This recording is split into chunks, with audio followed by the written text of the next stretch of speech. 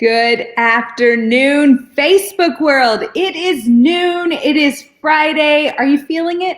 Are you feeling it? Are you ready for that weekend to come? Things have gotten a little warmer. I don't know about you. I'm feeling spring fever personally. So who knows? This weekend may get closet cleaning out. I don't know. Thank you for joining us today. We're so excited to be talking about this subject. We're going to be getting caught up. How do we get our kids caught up and back on track? And so you know what to do right now. If you've been here before and you know the game, you've been a part of our live programs, show me those heart emojis. Just smash that heart button 10 or 15 times and let me see you here, and we can start communicating with each other. There's the first one. Very good. I love it. I love it. Thank you so much. If you've never been a part of one of our lives, I want to see the thumbs up. Show me the thumbs up, and that's how I'll know that you're different from the rest of the people that typically come here and join us on these live events. I see hearts. I see thumbs. Thank you so much. You guys are so awesome. I love it whenever we can interact with each other that way. Okay, so today, I've got an amazing panel, but before we get to them, I want to say it's time to re-enroll your kiddos. Sorry about that. A lot of people have already started the ball rolling, and we've got just over 20,000 kids already re-enrolled. How amazing is that? But if you haven't done it, or if you need help, get a hold of your teacher, get a hold of me. Let's get you guys re-enrolled for next school year. Okay, let's bring that panel back up on. I've got a great couple of ladies who are here to talk education with us today, talk getting caught up, talk special outside of the box, maybe lessons and ideas and ways to think about things. I've got Erica Nielsen, who is our Epic Live math coach, and I've got Tina Barber, MDI extraordinaire. Now that's a managing director of instruction, and she helps train principals and teachers and families in the Epic way. How awesome is that? Tina, how long have you been with Epic? I have been with Epic for 7 years now. I've been a teacher. I've been a teacher trainer. I've been a principal, and now a managing director of instruction. I love it. I love it. Thank you. And Erica, how long have you been with Epic, and how did you get into this role? Okay, well, I too have been with Epic for 7 years. The first 6, I was a roster teacher. And then my husband decided that he was going to move us to Texas. So now I live between Austin and San Antonio in San Marcos, Texas. And so that's kind of how I got into the role I'm doing now. I have no students on my roster. I just teach high school live math classes all day, every day, and I love it. Awesome. And I heard you have Tina's son maybe in one or two of your Epic classes. That's awesome. That's really cool. I didn't know that. That's cool. I didn't know that whenever I had asked you guys to come on. That's really cool. Well, guys, it's the time of year. Tina, I know you're talking about this regularly with teachers and principals, and we're all kind of like, how do we get caught up in this moment, right? Like we've got the core curriculum, we've got the Epic Essentials, we've got, PLPs and classrooms, and some kids are doing this and some kids are doing that. And so with all of that in the mix, we want to talk about how to maybe get caught up if you've fallen behind. I know with COVID, with ice storms, with just being, kids and families, sometimes you don't get into that curriculum for a week or 2 weeks, depending on what the holdup is. Talk to me, Tina. And I chose you, Tina, because I know you've helped put together some amazing social studies lessons and stuff. And you were part of a geography Google Classroom before too. And so how do you start having conversations with principals and teachers about getting their kiddos caught up and back on track?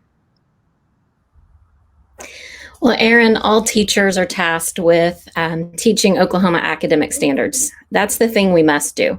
But Oklahoma academic standards don't tell us how we have to go about teaching the content. So the art of teaching is a very creative one.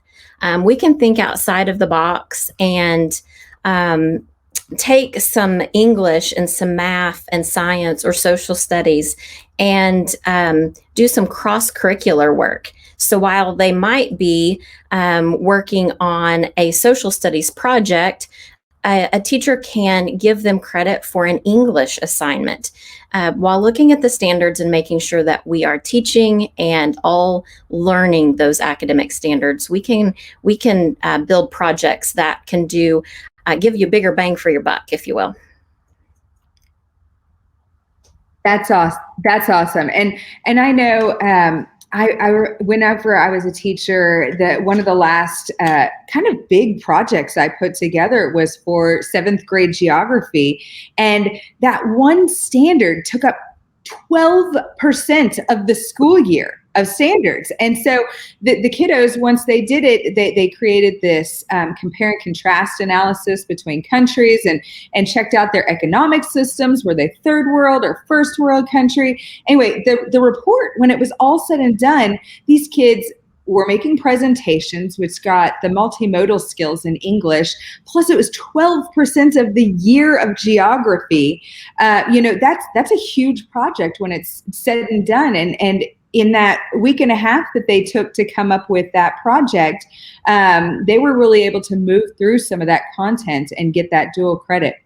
Now, Erica, you and I were in a conversation yesterday, and one of the things I was kind of worried about, especially when it came to mathematics, was, is there an easy way? And I don't want to say that my project is necessarily easier or harder than Play-Doh or Apex or anything. It's just a different way.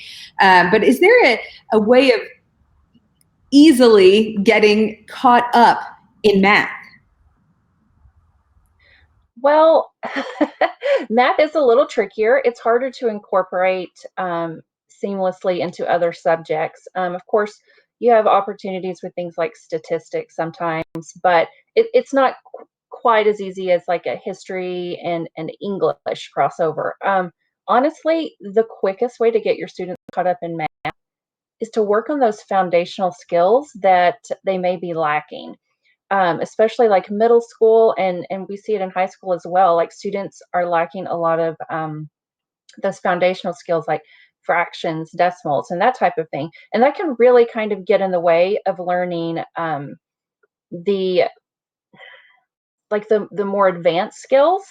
And when I say advanced skills, I mean, like your 8th grade math. If you're lacking in fractions, it's going to be more difficult. But it doesn't mean that 8th grade math is harder. It's just that it requires the use of those foundational skills. So honestly, the quickest way to get your students caught up is to work on those skills that they're lacking from earlier grades, and that's going to make their current grade level standards, they'll fly through it so much faster if they just shore up those other skills.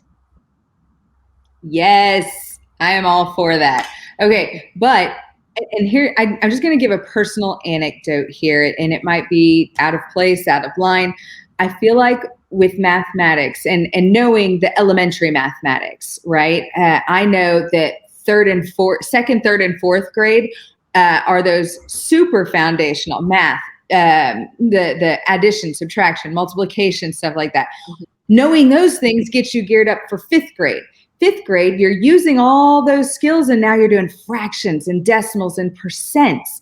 Well, 6th grade starts you on algebra. And if you don't have those fractions, decimals, and percents, it's going to be hard to know how to put a half into an algebraic expression, and so definitely working through those things are huge. And I think math is one of those it's one of those classes that we find Swiss cheese a lot, and that's a Khan Academy expression.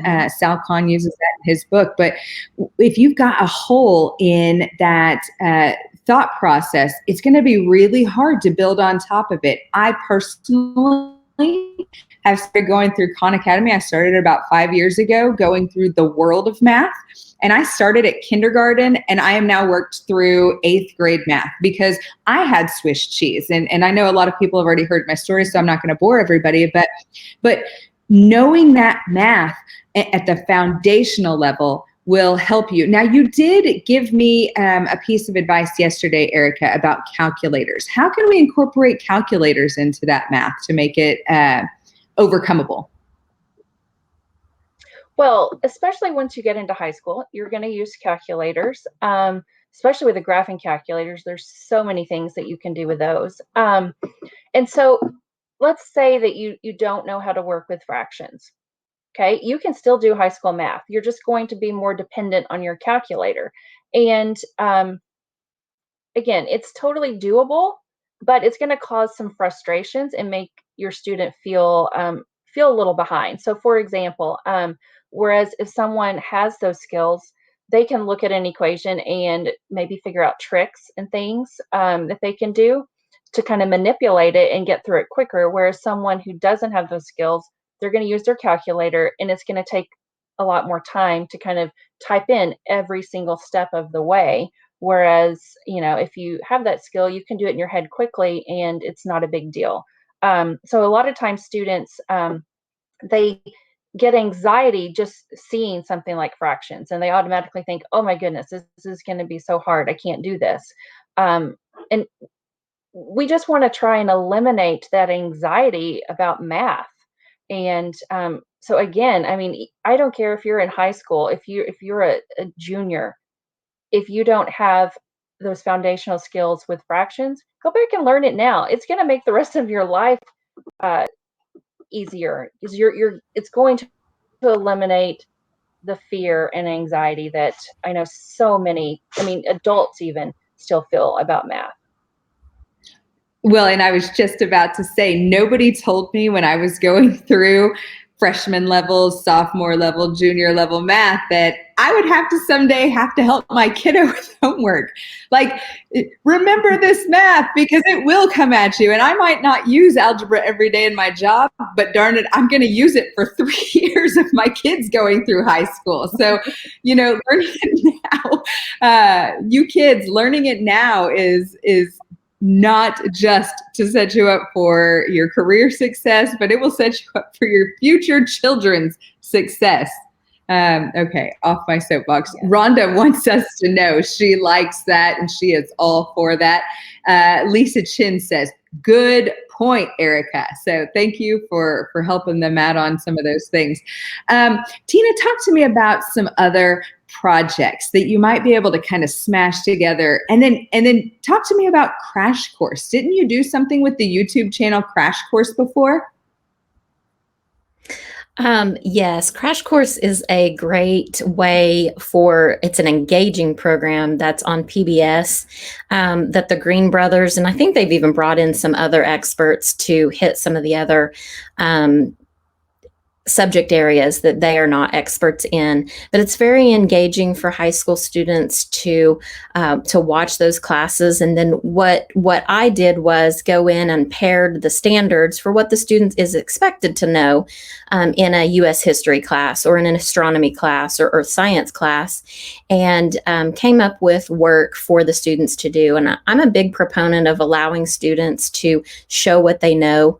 I'm a big proponent for choice boards, where you teach the standard, you have the standard that the student needs to know, the information that the student needs to know, and then you allow the student to perform and show how they learned it, whether that's in a multimedia project, whether they write a paper if they're into writing, maybe they do a poster board on what they learned or do a presentation.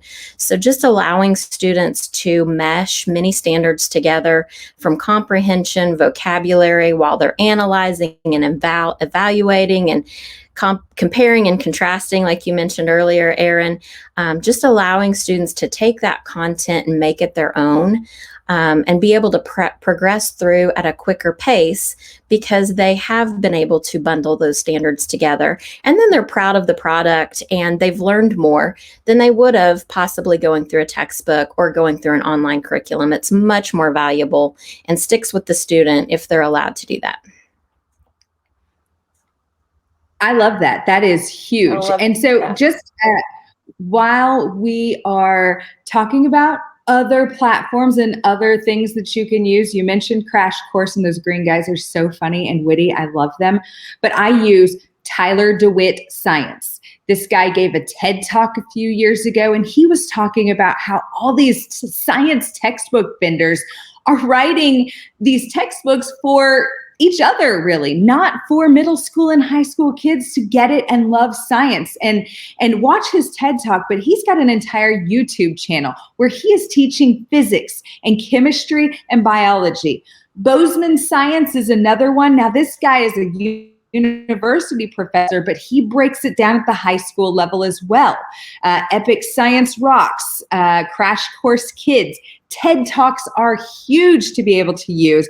And then there's one other one, parents, you need to check it out personally and then advise your kiddos on something that they can do. But Wisecrack is a guy who, he's funny as all get out, but he reads like literature, Jane Eyre, and Jane Austen, anyway, and 1984, all of the classic high school novels. And then he gives his own synopsis in today's vernacular and today's language. He does cuss. And so if you want to keep your kiddos away from that, you watch it and then give them the assignment. But I've had my kiddos give book reviews as well. I've got my kiddos signed up for Goodreads, which is a program I use for a book to find out if I want to read it or if I leave reviews myself. For every book review my kiddos leave, I'm going to give them credit for it. They're writing, they're leaving their details of comprehension in there. And then it's a skill not to give spoiler alerts. So there's all kinds of ways that we can start doing school.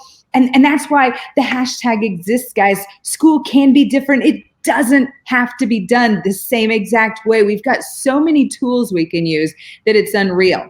Okay, Serena has asked a question. She says, my son wants to do math, but only in his head.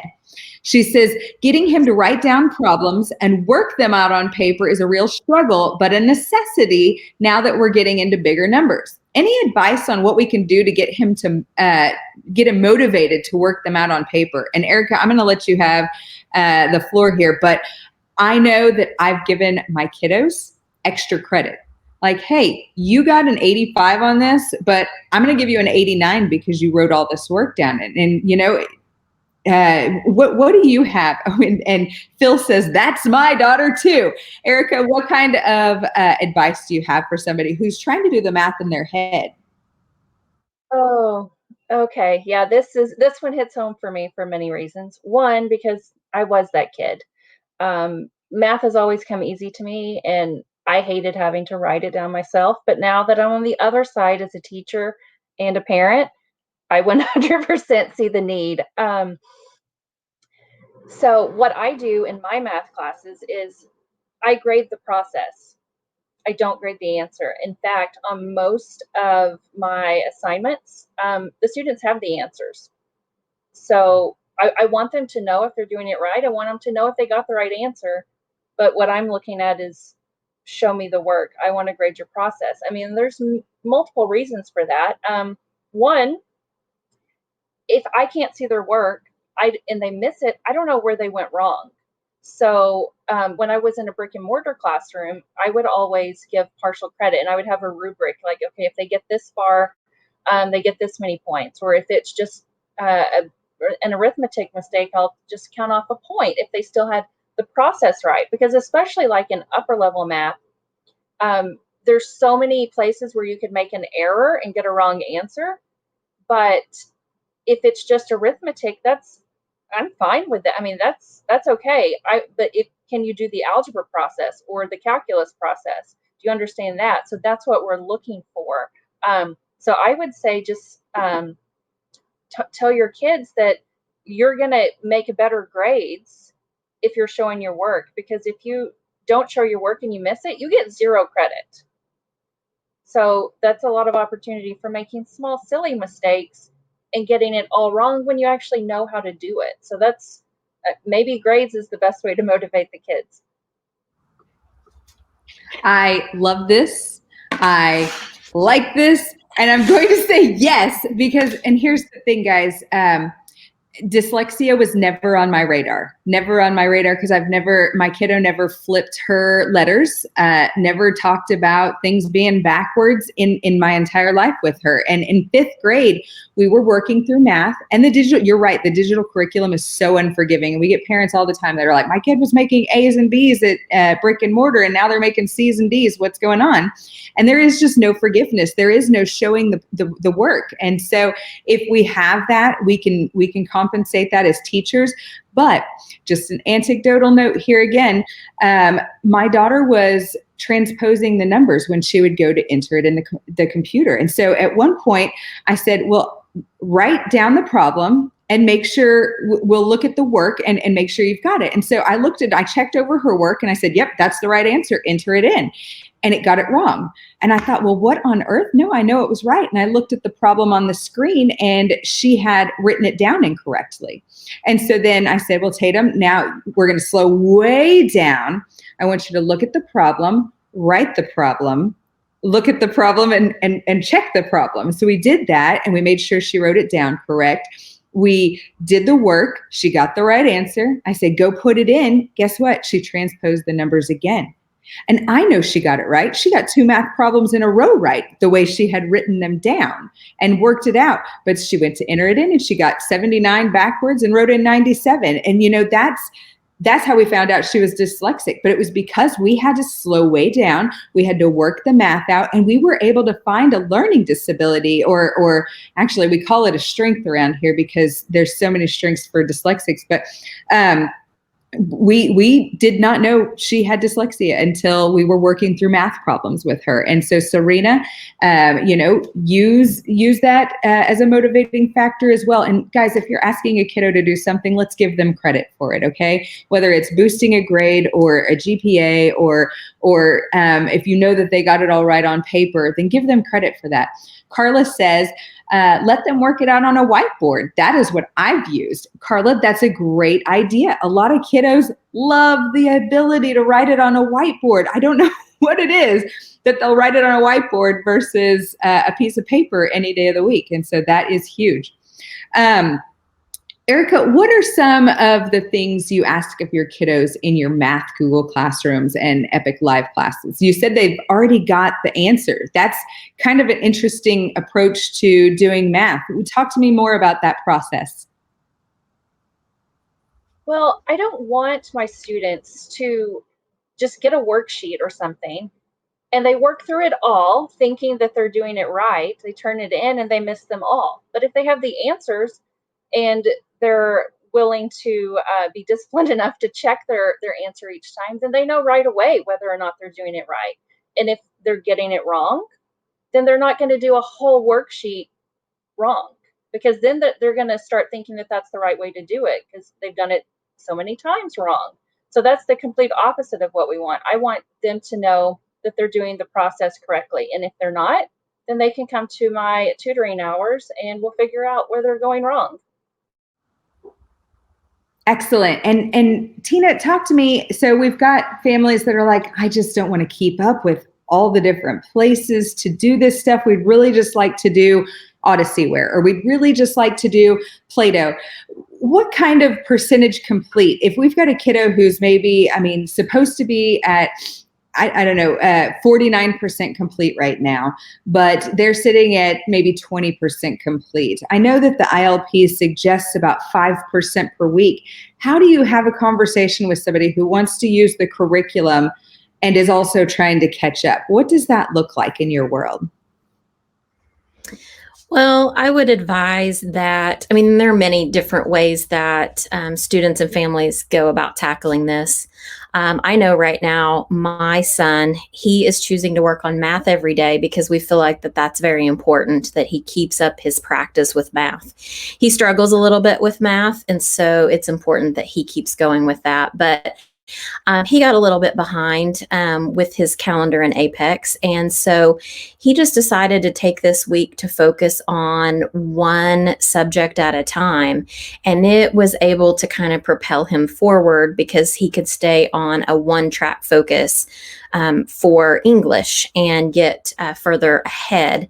And so dedicating those hours every day, no matter what time you work, just making sure that you have those hours set aside, making sure that parents are checking, even though we have high school students and we think, hey, my high school kid should be able to handle this. He's getting older. Surely he's matured. He's got this.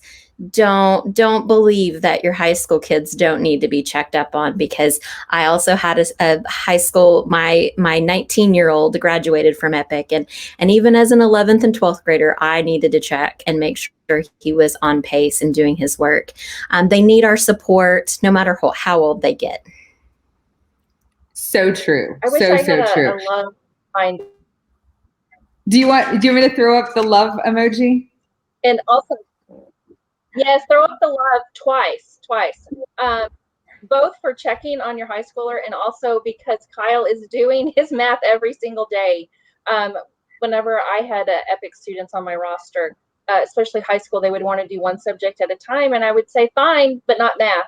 We're going to do math every day, because any break that you take, you come back and you've gotten some of your math steps. And because it is so foundational, I mean, you take a week off and you've gone backwards. So we need to do it every day. For sure. And for those kiddos, and working on one subject at a time is totally doable, as long as, so I try to tell my kiddos, like, if you can count by sevens, and I use 7% per week of the standards, because that gives you Christmas break and spring break, and you get off earlier in May if you can work at that 7%. And so we try to focus on 7. But if you're working in one subject a week or whatever, you need to compensate for all those 7s. And so if you're only working on English this week, then you need to get 7 times either 5 or 6, depending on how many classes you're working on. You need to be doing about 35% in that per week if you're in elementary or middle school, and you need to be doing about 42% per week if you are working in one subject to compensate for all those other classes that you're not doing. And so that's another, just not understanding that, oh, if I'm working on one class a day, then I, only work this much or whatever.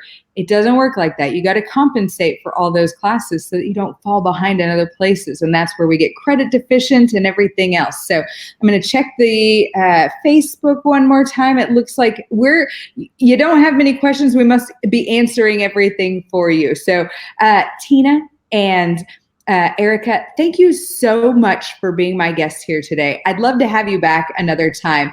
If you continue to have questions, fill them in. You know that Serena and I are there to answer them throughout the week for you. So even if you didn't watch this live right now, you can ask your questions and we'll get in there and we'll answer them for you. Thank you so much for joining us on these. And I know that there's just a few that join live, but we see how many views and comments come throughout the week. And so you keep watching them, we'll keep doing them, all right? Thank you so much for tuning in. Thank you for giving us the time today. And thank you for making Epic a top place to work and a top place to learn. Bye.